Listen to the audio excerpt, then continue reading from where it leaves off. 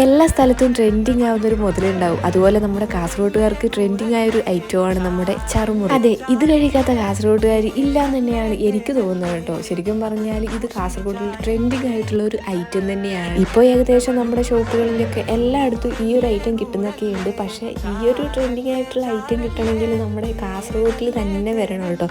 അതിൻ്റെ ടേസ്റ്റ് അറിയണമെങ്കിൽ വേറെ എവിടെ പോയാലും ആ ഒരു ടേസ്റ്റ് എന്തായാലും കിട്ടില്ല എന്നാണ് എനിക്ക് തോന്നുന്നത് കേട്ടോ. അങ്ങനെ നമ്മളിപ്പോൾ ഉള്ളത് നമ്മുടെ കാസർഗോഡ് പുതിയ ബസ് സ്റ്റാൻഡാണ് കേട്ടോ.